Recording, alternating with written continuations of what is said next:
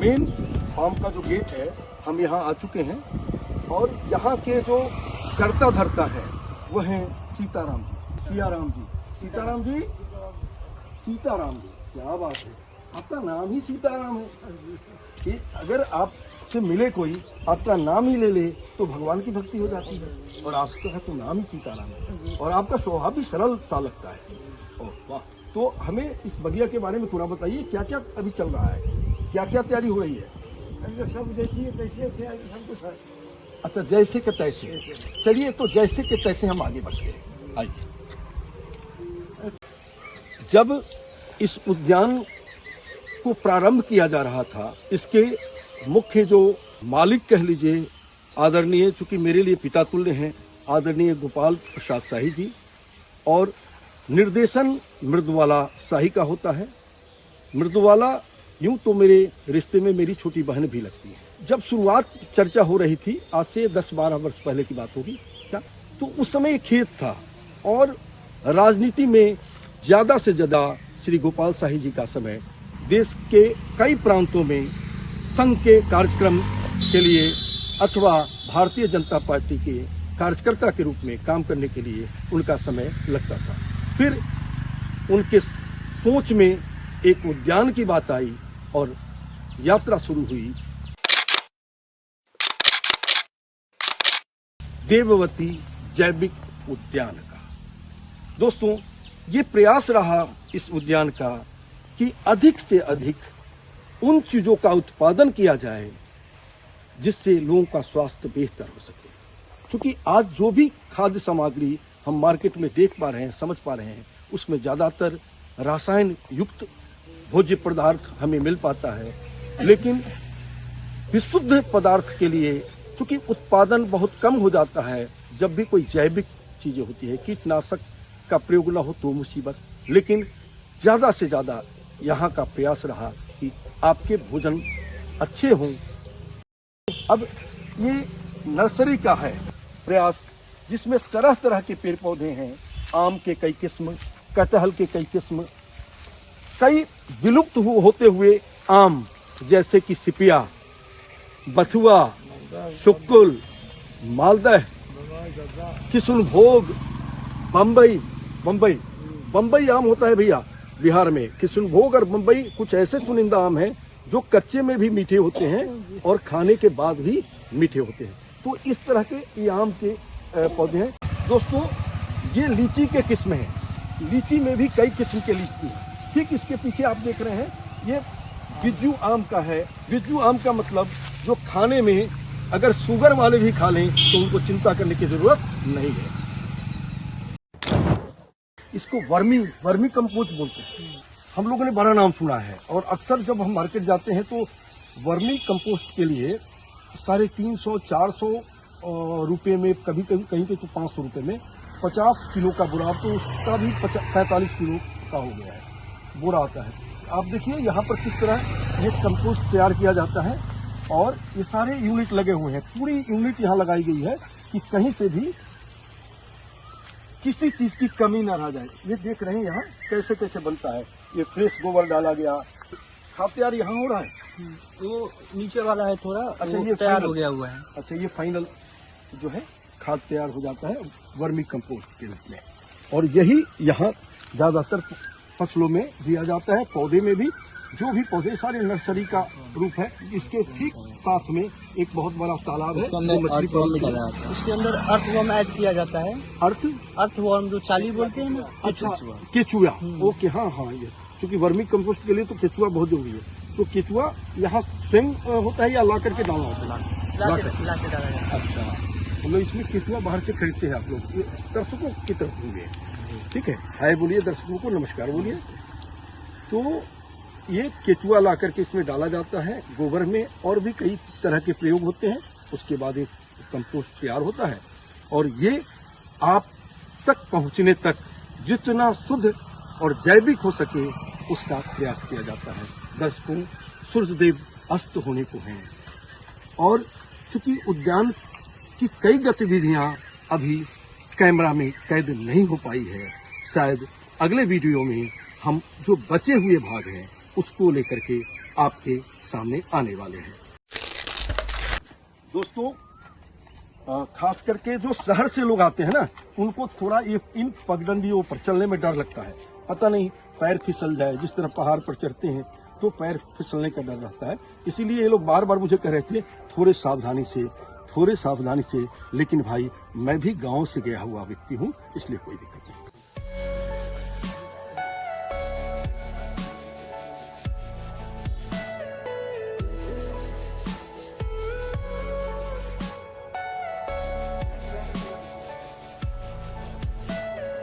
Everything you know is in your mind.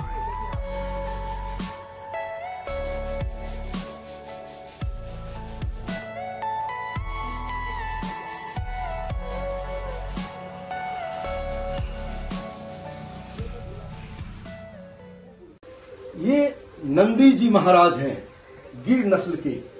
ये बहुत ही संत हृदय हैं। वैसे डर तो नहीं है ना? ये नंदी जी हैं, यानी गिर नस्ल का ये शान है। बहुत उत्तम नस्ल माना जाता है और ज्यादातर गिर नस्ल के दूध का दवा में, उसके दही का, दूध का, घी का दवा में प्रयोग किया जाता है। जैसा कि एक जैविक उद्यान तभी जैविक हो सकता है जब उसमें जो खाद है, जो भी कीटनाशक दवाएं हैं, वो सब जैविक हो, तभी वो जैविक उद्यान हो सकता है। अब हम यहाँ खड़े हैं, इसको कैमरामैन जो हमारे मित्र, क्या नाम है आपका? प्रणीश जी आज कैमरामैन का काम कर रहे हैं। भाई धन्यवाद प्रणीश जी आपका। और एक बार आप अपना शक्ल भी दिखाइएगा, दर्शकों को पता चले कि आप रहे नहीं इसमें। हमें आपको, आपके मेहनत को लोगों तक पहुंचाना भी है। एक बार ये खाद बीज कैसे कैसे है और किस तरह जैविक उद्यान बनता है, एक वहाँ जूम करके वो भी दिखाइएगा। और ये पार्ट आप, क्योंकि सबसे इम्पोर्टेंट पार्ट है कि जैविक उद्यान पर जैविक खाद सामग्री कैसे दिया जाता है, कैसे बनता है, कैसे तैयार किया जाता है।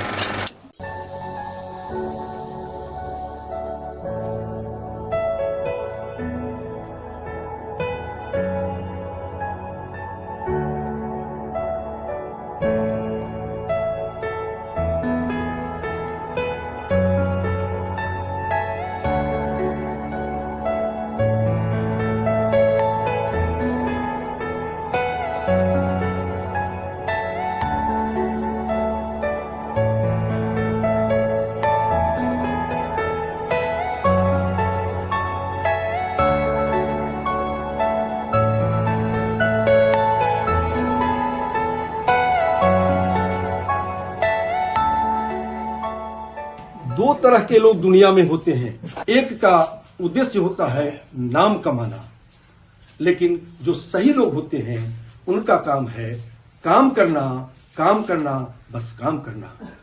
नाम स्वतः ही धीरे धीरे उनके पीछे चला करती है। दोस्तों, जब भी कोई छोटा सा भी सम्मान मिलता है तो लोग उसको अपने डाइनिंग टेबल पर सजा के रखते हैं। यहां आप देख सकते हैं कितने पुरस्कार इस जैविक उद्यान को मिले और ऊपर रखा गया है, क्योंकि उसकी व्यवस्था अभी हो नहीं पाई है। भूख सम्मान का नहीं, भूख सम्मान का सम्मान करने का, यानी सम्मान हमारे सर के ऊपर है आशीर्वाद की तरह। धीरे धीरे वो व्यवस्था भी होगी और समय आने पर तत्काल आप देख सकते हैं यहां इस आम के बागीचे से भारत के राष्ट्रपति, भारत के प्रधानमंत्री और कई देशों के गवर्नर्स जो हमारे भारत में रहते हैं, उनके यहां आम जाता है टेस्ट के लिए, क्योंकि ये है ऑर्गेनिक 100% देववती जैविक उद्यान। एक नया आइडिया दोस्तों यहाँ मुझे आदर्श ने बताया और प्रमोदित ने बताया। एक आइडिया देखिए, ये कागजी नींबू के पेड़ हैं। ये जो देख रहे हैं कागजी नींबू के पेड़ हैं और इसमें तार से जाली लगाया गया है। अक्सर क्या होता है कि आपको अगर कोई चीज चारों तरफ से दीवार करनी है तो बहुत खर्चीला होता है, लेकिन इसमें आपने तार की दीवार लगा दी और इसमें ये नींबू कागजी लगाया। अब इसमें चूंकि कांटे होते हैं तो एक तो इस जगह का यूज हो गया और इससे काफी उत्पादन होता है नींबू का। और आप जानते हैं कि कि कभी कभी सीजन में तो एक नींबू 10 रुपए का मिलता है। तो ये चारों तरफ से इस तरह से नींबू लगाए गए हैं, चारों तरफ से, और नींबू का भी उत्पादन हो जाता है। प्लस इसमें से कोई जानवर भी नहीं आ सकता, इंसान भी आने में सोचेगा, तार भी है और कांटेदार पेड़ भी है। तो आम के आम और गुठली के दाम आज देखने को मिला यहाँ पर आकर के। आशा है ये जानकारी आपके काम अवश्य आएगी, बिहार के किसानों को भी और हमारे देश के किसानों को भी, और अगर हमारी बात विदेश तक भी पहुंच जाए तो वहां के किसानों के लिए भी यह एक अच्छी जानकारी है। दोस्तों, एक नई चीज यहाँ आकर सीखने को मिली और ये भारत के हर किसानों को जानने की जरूरत है। आप ये देखेंगे, ये आम का पेड़ है और ये आम का पेड़ है। मुझे लगता है इसके बीच की दूरी 30 फीट की होनी चाहिए। 30 फीट है, ओके। और इस 30 फीट में एक लाइन ऐसा दिया गया है, महोगनी का है। अब मान लीजिए अगर ट्रैक्टर को भी जाना पड़े तो ट्रैक्टर भी इधर से आराम से जा सकता है, यानी खेती बाड़ी की जा सकती है ट्रैक्टर से। इसमें भी स्पेस है, इसमें ट्रैक्टर शायद नहीं जाए, लेकिन इधर वाले छोटा वाला ट्रैक्टर, अच्छा, इसमें भी जा सकता है, छोटे ट्रैक्टर इसमें भी जा सकते हैं। और फिर इतनी ही दूरी इधर छोड़ दी गई। अब इसको समझने की जरूरत है कि इतने बड़े एरिया से ये 10-15 साल में ये तैयार हो जाएगा। कितने दिन में तैयार हो जाएगा दोस्त? 15 साल। 15 साल में। नहीं, ज़्यादा दिन है, 30 साल में। आपका शुभ नाम क्या है? मेरा आदर्श। आदर्श जैसे 30 साल। अब आपने 30 कहा, उन्होंने 15 कहा, मैं इसको 20 साल मान लेता हूँ। 15 साल से ये तैयार होना चालू होता है और पूरा मैच्योर होते होते तक 25-30 साल इसको लग जाता है। ओके, तो 25-30 साल में तैयार हो जाएगा। 25-30 साल में जब ये निकल जाएगा तो ये एक बेहतर उत्पादन होगा और 30 वर्षों का ब्याज सहित एक खर्चा दे जाएगा, क्योंकि महोगनी के पेड़ बड़े, लकड़ी काफी कॉस्टली होते हैं। अब ठीक इसी तरह से आम भी बढ़ता जाएगा और ये भी बढ़ता जाएगा। ये सब में देखेंगे आप, ठीक उसी तरह से ये पूरी बाग को तैयार किया जाएगा। इसके साथ साथ इसमें देख रहे हैं आगे खेती की जा रही है कि मवेशियों के लिए, गाय के लिए चारा की भी व्यवस्था हो सकती है, आप खेती भी कर सकते हैं। तो कम प्लेस में अधिक से अधिक उत्पादन किया जाए, इसके लिए पूरे भारत के किसानों के लिए एक सीखने की जरूरत है। और कहीं ना कहीं से हम लोगों ने भी सीखा होगा, यानी कि यहाँ के लोगों ने, और इसको किया होगा। ये हर किसान के लिए एक जरूरी संदेश है। किसी कवि की एक पंक्ति याद आई, तुमने तो देखे हैं मेरे बाहर की ऊंचाइयां, तुमने तो देखे हैं मेरे बाहर की ऊंचाइयां, तू क्या जानोगे मेरे अंदर की ये गहराइयां। हम मुलाकात कर रहे हैं श्री गोपाल प्रसाद शाही जी से। शाही जी भारतीय जनता पार्टी के राजनीति के बड़े अनुभवी व्यक्ति हैं और पूर्व के राजनीति में और आधुनिक राजनीति को बेहतर समझते हैं। इनका अनुभव राजनीति पर नहीं, आज जो चर्चा होनी है देववती जैविक उद्यान पर, और वो गहराई, वो रहस्य जो देववती नाम क्यों पड़ा, ये भी सर मैं आपसे जानना चाहता हूं। और इसके पीछे जो आप राजनीति से संघ की इतनी अच्छी भूमिका जो आप निभा रहे थे पूरे भारत में, और आए आप किसान के रूप में, चूंकि जन्म किसान परिवार में हुआ, पुनः किसान के रूप में आप जैविक उद्यान का आपका अनुभव, आप आज की पीढ़ी को क्या देना चाहते हैं, और जैविक उद्यान नाम के ऊपर ये हम आपसे जानकारी चाहते हैं। जी के मानस में अगर कुछ ऐसी स्मृति जो उसे प्रेरणा दे, इसका सहारा और संबल लेना चाहिए। आज मैं इस गांव में, या जहां ये जी केवल देववती नहीं, एकात्मक देववती जैविक उद्यान, एकात्मक, okay, integrated Devvati organic farm house, इसके पीछे पहला शब्द एकात्मक जो आपने नहीं बोला था, जी, जिसका इंटरग्रेटेड शब्द होता है। इंटरग्रेटेड को यूं एक्सप्लेन कर सकते हैं, on the land of past by the seed of present to cut the crop for future. अर्थात भूत की जमीन भूत की हम आप सभी पैदा लिए हैं। वो घर जो था वो पहले से आ रहा है। वर्तमान में हम हमारे माँ बाप या हम बच्चे के रूप में यहाँ दिखाई पड़ रहे हैं जी। तो हमारे चाचा जी और पिताजी दो भाई थे। एक का नाम था सुखदेव, दूसरे का नाम था रामदेव। अच्छा। मेरे पिताजी स्पिरिचुअल पर्सन थे और फ्रीडम फाइटर थे, और मेरे चाचा जी बड़े मेधावी मस्तिष्क के। आज से 65-70 वर्ष पूर्व आप इसी से कल्पना करिए कि गांव में उन्होंने चीनी मिल की स्थापना की। तो इसलिए बहुत बड़ा व्यावसायिक प्लेटफॉर्म उन्होंने खड़ा किया था जी। तो मेरे आइडिया मेरे चाचा रहे। तो इन दोनों के नाम के अंत में देव है, सुखदेव रामदेव। ओके। तो मैं इनके अंतिम शब्द को लिया देव। ओके। और मेरी माता जी का नाम वती, देववती। ओके। ओके। रामवती मेरी माता जी का नाम था, तो उनमें से वती लिया और इन दोनों का देव ले लिया। अंतिम शब्द देव लिया, इससे देववती हुआ। अर्थात मेरे मस्तिष्क में जैसा एकात्मक जैविक उद्यान की मैंने चर्चा की, तो ये हमारे चाचा, पिताजी और माताजी, इन तीनों की स्मृतियों को ताजा करते हुए मैंने इसका ये नामकरण किया। आप गहराई से पाएंगे जी।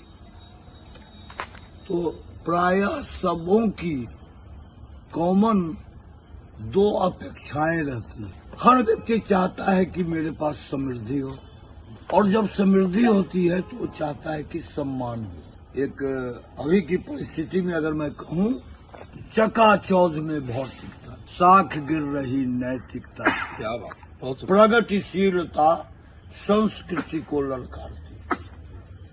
ये जो ग्लोबलाइजेशन का दौर चला, इसमें हम सभी हाउ टू अर्न मनी के पीछे बेचैन हो गए। और भारतीय संस्कृति, जिसे आजकल सनातन का नाम दिया जा रहा है, भारतीय संस्कृति में कृषि की महत्ता इतनी जबरदस्त बताई गई है कि वेद का एक श्लोक है, कृषि मीत कृषस्व। इसका अर्थ है खेती ही करो। ऐसा दूसरा कोई ही ये करो वो करो ऐसी बहुत बात आई। खेती ही करो, ऐसा क्यों करो? तो ये जो मानव जीवन है, इसके पालन पोषण का काम कौन करता है? फिर आपको अन्न चाहिए, जल चाहिए, फल सब्जी कपड़े भी चाहिए, सब तो खेत से। नहीं, कपड़ा तो बाद में है। आप कपड़े में आदिम युग में तो लोग वैसे दिगंबर भी रहते थे, आज भी दिगंबर लोग वैसे रहते। लेकिन जीवन दायनी शक्ति के लिए आपको अन्न और जल चाहिए, उसमें फल सब्जी सब एडिशनल कर। अभी के जो मैंने कहा कि चकाचौंध में बहुत इतना की, आप पाएंगे कि न शुद्ध अन्न मिल रहा है, न शुद्ध सब्जी मिल रहा है, न फल मिल रहा है। अरे और तो और साहब, जल भी आज दूषित हो गया। कई जिलों के आर्सेनिक वाटर हो गए। ये जो रासायनिक खेती का चला है, और जो जर्सी गाय के पालने का चला है, आप जानते हैं अभी माताओं के दूध में भी आर्सेनिक पाया जाता है। अभी के मिट्टी में 57% वैसे ही अवेलेबल नाइट्रोजन, और ये लोग अंधाधुंध जो खाद दिए जा रहे हैं, वो खाद और क्या होता है, सूर्य की रोशनी के कारण वो फिर पॉल्यूशन पैदा करता है। पेस्टिसाइड का ऐसा ही अंधाधुंध प्रयोग। तो आज जो 85% जनता कभी कहा जाता था कि कृषि पर आधारित है, आज खेती छोड़ के, जिनके पास भूमि है वो खेती छोड़ के भाग रहे। खेती कौन कर रहे हैं? तो ठिक्का बटाई पर ज्यादा खेती हो गया, वो भी मंगनी के चंदन लगाओ रघुनंदन, या उनको कुछ उसका शुल्क देना है, तो एकदम धरती का वो शोषण कर रहे हैं। अंधाधुंध खाद दे के 3-3 फसल ले रहे हैं। इसी को ध्यान में रख के कि चूंकि मैं एक किसान परिवार में पैदा लिया और मेरे पास पूर्वजों से प्राप्त आज भी एक ही जगह 14 एकड़ जमीन था, रहने के लिए गांव में आवासीय भूखंड था। जीवन के 65 वर्ष पूरा करने के बाद मैंने इसकी चर्चा अपने नवविवाहिता बहू और पुत्र के साथ किया, जब उनकी शादी हो गया आई थी। और मैंने उनसे पूछा कि आप इस घर में आज बहू आई हैं, कल मालकिन होइएगा, तो आपके पास क्या है, इसमें प्रबंधन कैसे करना चाहती हैं, इस पर आप दोनों पति पत्नी मिलके, मतलब बात लंबी हो जाएगी। इस प्रक्रिया में एक परस्पर कन्वर्सेशन हुआ। मैंने एक उनको आइडिया फॉर्म किया कि मेरी अभी कुछ, मैंने तो अपना जीवन पूरा किया, कुछ ऊर्जा शेष है, अगर आप लोगों का विचार हो तो ये मेरा प्लानिंग सुनिए, इसमें संशोधन करके या ऐड करके बताइए, नहीं तो जैसा आप चाहिए करना। सौभाग्यवश ये दोनों मेरे योजना से सहमत हुए। यह औराई प्रखंड मुजफ्फरपुर जिले का नहीं, उत्तर बिहार का सर्वाधिक बाढ़ प्रभावित क्षेत्र था। यहाँ पर जो मैंने अनुभव किया, इंटीग्रेटेड ऑर्गेनिक फार्मिंग का, जिस समय पूरे देश के युवा रोजगार की तलाश में पता नहीं कहां कहां भटक रहे हैं, योग्य से योग्य लोग भी रोजगार पाने के लिए बेचैन घूम रहे हैं। सुरसा की तरह भौतिकवाद निगलने को तैयार है हमारे युवाओं को, हमारे छात्रों को। ऐसे में मृदुबाला जी, आपने किसान के क्षेत्र में प्रवेश लेकर के एमए पास करने के बाद एकीकृत देववती जैविक उद्यान जो औराई प्रखंड में, ये राजखंड गांव में आपका है, उस गांव का कुछ और नाम है, खीतलपुर। तो आपने कैसे इस दिशा में किया, और अब तो पूरे देश के मीडिया में आपकी खबर छपती रहती है, तो इस प्रयास में आपका अनुभव थोड़ा सा मैं चाहूंगा कि हमारे जो व्यूवर्स हैं, हमारे सब्सक्राइबर्स हैं, फॉलोअर्स हैं, उन तक आपकी बात जाए। जी बिल्कुल। हमारे पापा जी तो बहुत कुछ बता ही चुके हैं जी।